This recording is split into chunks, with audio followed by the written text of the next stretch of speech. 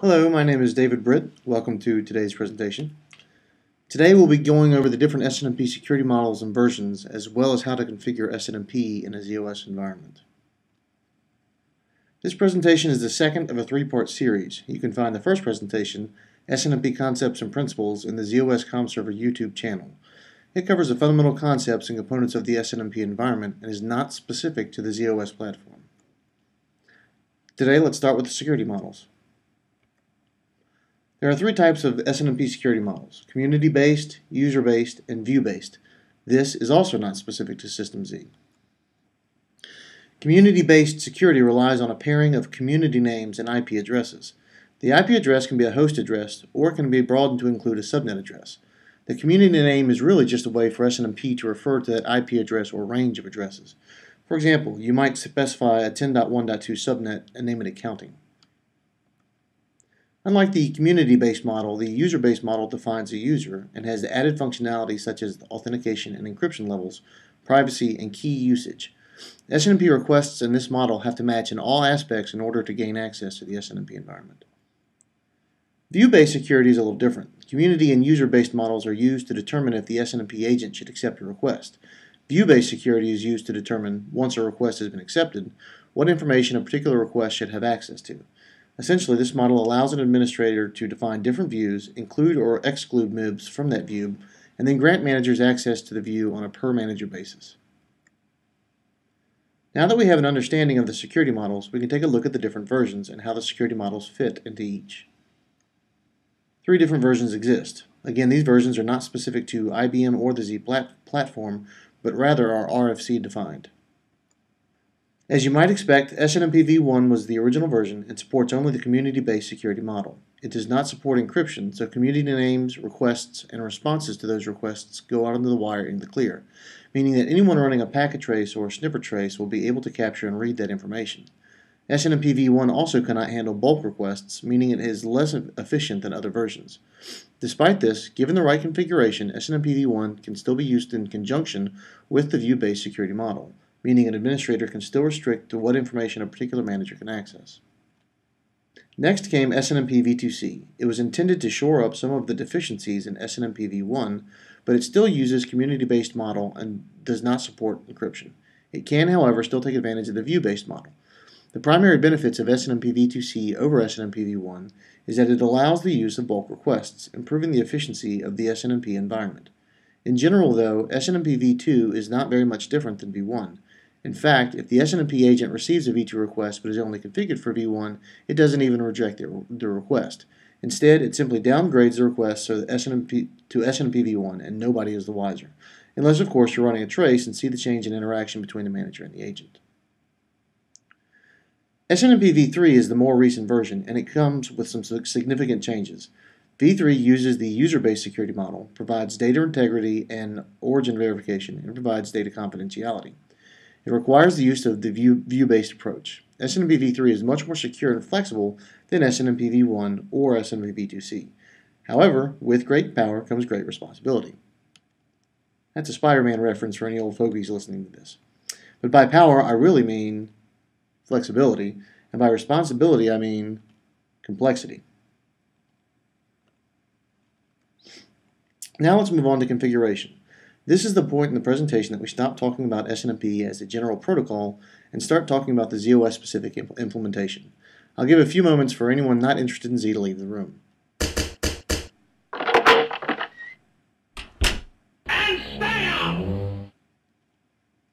Most of the elements in an SNMP environment must be configured, but the configuration for the SNMP agent is by far the most complex. Thus, this is where we'll begin. Let's first have a quick review of some of the files which can be used to configure SNMP. The SNMPD.CONF file supports all of the versions and must be used for configuring the user-based and view-based security. It can also be used for configuring community-based security and trap destination information. The PW.SRC file and SNMP trap.dest files can only be used for configuring SNMP v1 and provide community-based security and trap destination information only. You'll notice that the PW.SRC and SNMP trap.dest provide the same information as the SNMPD.CONF file. Even when configuring SNMP v1 only, SNMPD.CONF is the preferred configuration method, and in fact, if all three files exist, the PW.SRC and SNMP trap.dest files will be ignored. SNMPD.data is version independent as it does not deal with access or security. Instead, it provides values the SNMP agent should use for particular MIB objects. SNMPD.boots is for SNMPv3 and is used by SNMP when doing authentication of local keys. SNMP uses a search order to find each of these files. After the presentation, we have some backup slides which provide these search orders. However, they also can be found in the IP configuration reference and the IP configuration guide. Even though SNMPD.CONF is king, it's easier to understand that file if you already understand the PW.SRC and SNMP files. The syntax for PW.SRC is straightforward. Community name is simply the name you decide to give this particular entry. IP address is the address of the community. Again, this could either be a host address or it could be a subnet. Subnet mask is, of course, the mask that will be applied to the source address of any inbound requests. Multiple lines can exist in a single PW.SRC file, and the SNMP agent will take the first matching line it finds. Pay attention to this example. We'll be using it throughout the rest of the presentation. So how does the configuration come into play? When a manager builds a request, it includes in the PDU the community name it thinks it should be using. The SNMP agent, upon receiving the request, compares the community name to those in its PW.SRC file and selects the matching entry, assuming one exists. The agent then applies the associated subnet mask to the source IP address from which the request was generated. It compares the result to the IP address from the PW.SRC file. If it matches, the request is accepted. If not, the request is dropped. Note that no answer is returned to the manager, generally resulting in some form of timeout on the manager's side. Now we'll take a look at 3 mock requests as a way of better understanding this process. We'll use a request from a loopback address using the community name user1, a request from 10.11.12.14 using v1 subagent, and a request from 192.168.1.101 using IUseSNMPv1. Okay, first example, a request from loopback using community name user1. First, the SNMP agent will look for an entry in the PW.SRC file with a community name of user1. Remember, the community is case sensitive. Our file does have a user1 in it, but the cases don't match. Thus, the request is dropped and the manager times out. Example 2, the agent gets a request from 10.11.12.14 and it's using community name v1 subagent. The agent identifies this configuration statement in blue and logically ANDs the source IP address of the request and the mask from the configuration. Like so. This, of course, leaves the IP address unchanged, and the agent then performs an exclusive OR of the result and the IP address from the configuration, like so. This leaves us with a non-zero result. Because the result is non-zero, the agent discards the request, again causing a timeout on the manager. Last example, the agent gets a request from 192.168.1.101 using community name IUseSNMPv1. The agent locates the configuration in blue from the PW.SRC file and again logically ANDs the source IP address with the subnet mask from the configuration. This lops off the last octet of the IP address, resulting in 192.168.1.0. The agent performs the exclusive OR on the result and the IP address from the configuration, and we get a 0 result. Because the result is 0, this query is accepted. Pretty easy, right? They don't call it Simple Networking Management Protocol for nothing. The SNMP trap.dest file, though, is even easier. The syntax consists of 2 fields, the destination where you want the trap delivered, which again can be an IP address or host name, and the type of transport the agent should use. At the moment, however, ZOS COM server only supports using UDP, so the second field is pretty static. PW.SRC is easy, SNMP trap.dest is easy. This stuff is a piece of cake, right? Well, let's take a look at the SNMPD.CONF file before you jump to any quick conclusions. As we mentioned before, anything you can configure in the PW.SRC and SNMP trap.dest file can also be configured in the SNMPD.CONF file. However, we can also configure SNMP v2c and SNMP v3 and can do so while providing view-based and, for SNMP v3, user-based access control. Let's not jump straight into the configuration though. First, let's chat a bit more about how view-based access control works. When a request arrives at an agent configured using the SNMPD.CONF file, the request is first associated with a user or community. That user or community is associated with a group. That group is associated with various access statements. Each access statement is associated with one or more views. Each view contains a collection of MIB objects. If a request comes in for a MIB object that, after traversing this entire chain of statements, is not in one of the resulting views, the agent will return an error to the manager. To illustrate that better, let's try a more visual approach. These nodes represent the different statements. This top group representing the group statements. Below that are the access statements, and below that are the view statements. These also show the objects and MIB subtrees which might be included in those views. The arrows between the nodes represent how these nodes are chained together. In this case, admin group is associated with the net admin access and hardware access statements, and those statements in turn have access to all of the defined views. Presumably, users in the communities which would be placed into the admin group might have justifiable needs to access information in all of these views. Conversely, the bean counter group might not need to see some of the more technical information. Instead, they might only need to look at some accounting-specific information about the system. As such, they've been granted access only to a single view with that information. Makes sense, right? So now let's look at how we code each of these different statements. We'll start with the community statement, which is very similar to the syntax of PW.SRC. The community name specifies the community name the manager should use when building the request.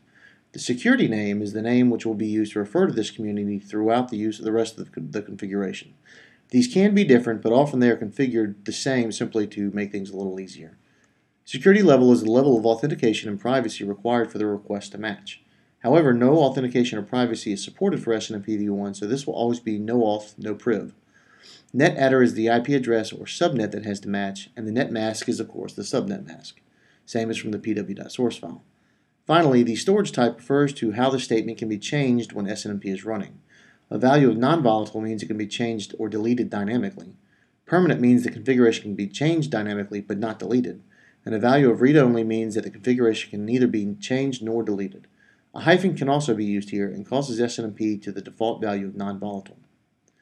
So if we fit our previous v1 subagent configuration into this model, we get the community name that should be used by this manager, the community name we'll use in the rest of the configuration file, no auth, no priv, the only thing you can use for SNMP v1 and SNMP v2c, the source IP address that's allowed, and the subnet mask that should yield the 10.11.12.13 address. To put a community into a group, SNMP uses the vacuum group statement. Vacuum, of course, stands for View Access Control Method. Group name is pretty straightforward, the name of the group that you're using. The security model can be SNMP v1, SNMP v2c, or USM, USM essentially being SNMP v3. A vacuum group statement can have only one security model, but a single group may include multiple security models. To do this, you can configure multiple vacuum group statements for the same group name, changing only the security model and/or security name in each. The security name is simply the community name that was configured in the SNMP community or community statements, or in the USM username. The storage type is the same as before. At this point, our example no longer easily fits by itself. We have to create a group, which we'll call SA group, short for subagent group. With this configuration, a request that arrives for the v1 subagent community using SNMP v1 will be placed into SA group. Now that we've established a group, we need to grant it access to a view. We do that with the vacuum access statement. This one looks a little bit more untidy, but much of the information are things we already know. The group name is what we've just defined. Context isn't yet supported, so context prefix and context match can be ignored. The security level could be no auth no priv, indicating no authentication or privacy, auth no priv to indicate authentication but that privacy protocols will not be used, or auth priv to indicate both will be used. The security model again can be SNMP v1, v2c, or v3. Like the vacuum group statement, you can have multiple vacuum access statements for the same group in order to include multiple security models. The next three fields, read view, write view, and notify view, will grant specific types of access to a view. Read view means that values can be requested. Write view means that values can be changed. And notify means that a trap can be sent that includes the values in that view. And again, there is the storage type. I'll stop pointing out this field as it's the same for each of the configuration statements we're going to look at. Broadening our example, we see that a request that has been placed in SA group using no authentication or privacy protocols using SNMP v1 can read the values in SA view. However, this request cannot change any values or send any traps containing those values. One little catch from the last slide. What is SA view? It wasn't in our previous examples. That's because we haven't created it yet. To do that, we need the vacuum view statement. The view name is simply the name of the view.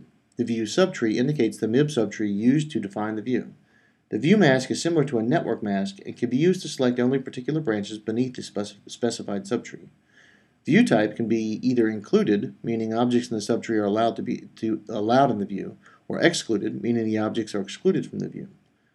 For our example, SA view includes any MIB object in this group. Putting all of our example together, this is what we get. A request which arrives from 10.11.12.13 using v1 subagent will be given a security name of v1 subagent. Assuming that the request used SNMP v1, this will be used to identify the correct group statement. Once the request has a group, the group name, model, and auth-private protocols will be used to identify the access statement. The access statement specifies a view and the vacuum view statement for which we use to see what MIB subtrees are available to that group. Next, we need to add in our IU's SNMP v2c settings from the PW.SRC file. We start that with the community statement. We want these two communities to have access to different things, so we could simply create a new group. Or we could use the fact that they have different security models. In this example, we'll demonstrate the latter and reuse the SA group. Here's where we make the distinction. Note that the same group name is used, as are the same auth and privacy protocols. However, the security model specifies SNMP v2c. This means that requests in SA group using SNMP v1 will have read access only to SA view, but requests in the same group using SNMP v2c will have read, write, and notify access to the user v2c view. And finally, we need to create the user v2c view. In this case, we use 3 different statements to add 3 different MIB subtrees. And here's our finished file. What a great file. Look at the things it can do. It's flexible, it's powerful, it is totally missing anything for SNMP v3. Everything we've done thus far is for SNMP v1 and v2c only. If we want to add SNMP v3, we have to add users to our configuration. Remember, an SNMP v3 user has the following things: a username, an engine ID, which is usually the IP address of the SNMP agent, an authentication protocol, which can be HMAC MD5 or HMAC SHA, an authentication key, which we can generate using a USS tool we'll talk more about later, a privacy protocol, which can be DES, a privacy key, which can be generated at the same time as the authentication key, and the key type. Again, the key type must be local or non-local. A local key means the keys were generated using the SNMP agent's engine ID, but generating the key locally means that the key can only be used by the SNMP agent on the system where the keys were generated. If you generate non-local keys, they can be distributed for use by agents on other systems. Now let's talk about that command line tool we can use to generate the keys. Patuki? I've never really known how to pronounce this thing, so let's just call it password to key. This is a command line tool invoked from USS. It takes several inputs and spits out authentication and privacy keys using those inputs. You can then take these keys, configure them in the agent's SNMPD.CONF file, and then plug them into the SNMP managers who will be generating SNMP v3 requests to that particular agent. The syntax looks long, but it's pretty straightforward. The E flag can be used to indicate that the last string on the command, if there is one, is an engine ID. By default, this is disabled. The D flag turns on debug, which can be 0 for off or 1 for on. This too is disabled by default. The P flag specifies the protocol which should be used to generate the keys. MD5 is the default, but you can also specify SHA or all. For all, the utility outputs 2 sets of keys. The U flag indicates what kind of key to generate. By default, it will create an authentication key, but can also be used to specify priv. Or, like the protocol, you can specify all, and the utility will generate 2 keys. The S flag simply tells the utility to output the keys with spaces. It makes it easier to read, but then again, it's also harder to cut and paste into a configuration. Adding a password seeds the utility to add variability to the keys that are generated. If any of these are supplied, and if the E flag is set, this information will be incorporated to make the keys localized. So let's create a user. We'll call her user1, and we'll generate non-localized authentication keys using an MD5 encryption seeded with the password user1auth. We'll also make a non-localized privacy key, also using MD5, and seeded with user1priv. This is the command we use from the ZOS Unix shell to generate the auth key. Note the form of the output, a long string of alphanumeric characters. We can do the same thing for the privacy key, changing only the -u field in the password. Note also that we add the -s flag to insert spaces.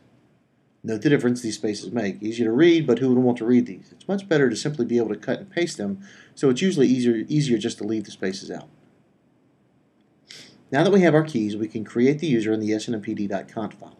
To do this, we use the USM user statement, on which we can specify the username, the engine ID if we're using localized keys, or authentication okay, start this slide over.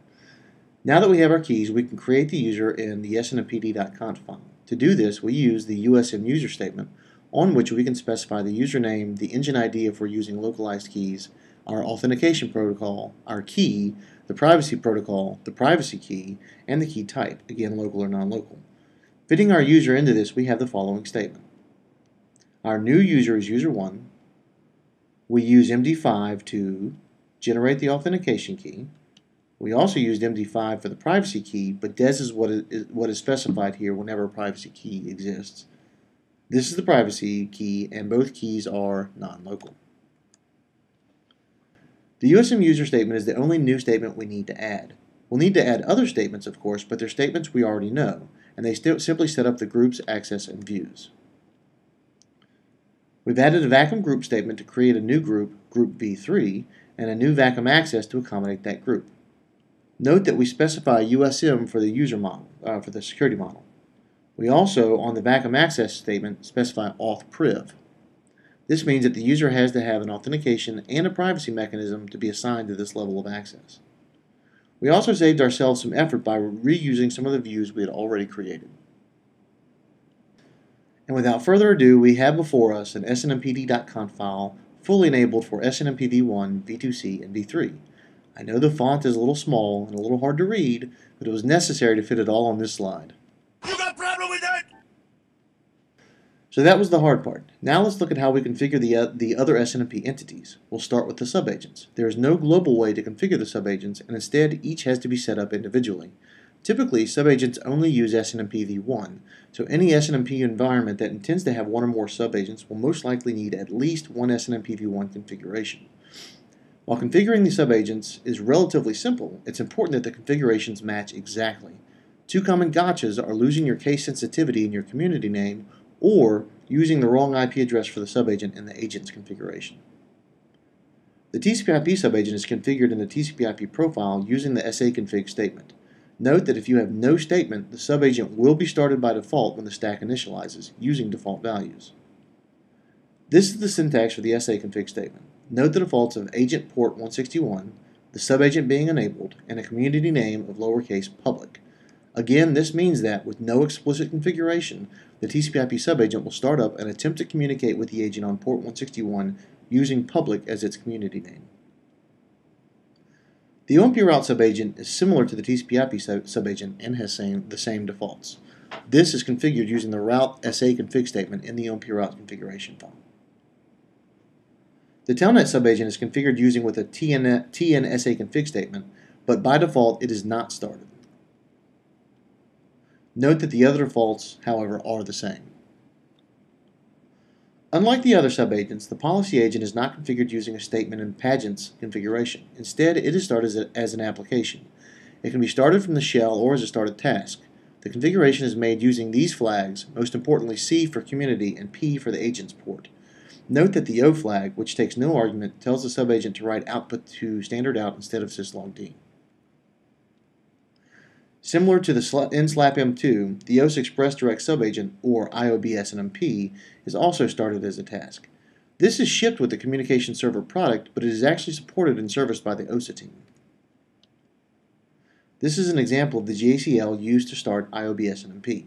Again, note that the configuration is performed via flags, and that the same defaults of port 161 and community name public are used.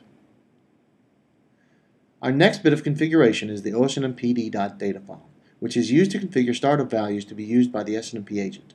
The syntax is very simple. Specify the MIB object you want to set, and then the value to which you would like it to be set. For example, the syscontact object is one which can be set in the SNMPD.data file, and there's absolutely no reason why it shouldn't be set to David T. Britt Extraordinaire.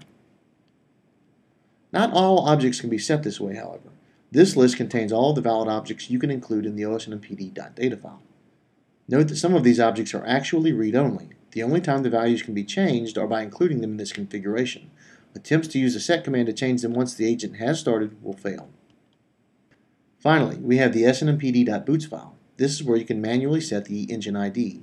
However, if this file does not exist when an SNMP v3-enabled agent is started, it will create the file and put in its own engine ID. This is, in fact, a recommended approach, as messing around in this file is a little risky. Doing so will probably make your insurance rates go up. That's all for today, folks. There's one more presentation left in which we'll talk about configuring the Unix OSNMP command line interface, using the OSNMP command to test out an SNMP environment, and different diagnostic approaches you can take to identify and resolve problems in the SNMP environment. As I mentioned before, I've included in the backup section the search orders for the SNMP agent will use when looking for its configuration files. There's no need to talk to these files, so I'll just click through them. If you need to review them in greater depth, just pause the video and take your time. Or you can also find both in the IP configuration guide and IP configuration reference manuals.